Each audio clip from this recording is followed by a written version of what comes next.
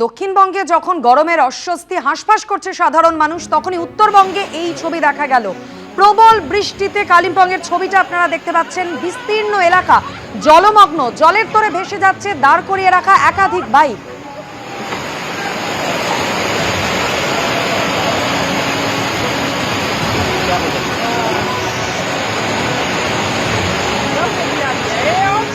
কালিম্পংয়ের বিস্তীর্ণ এলাকা জলমগ্ন হয়ে গিয়েছে এবং রাস্তায় জলের তোড় দেখতে পাচ্ছেন।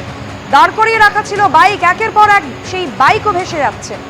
ক্ষতিগ্রস্ত হয়েছে বেশ কিছু যানবাহন।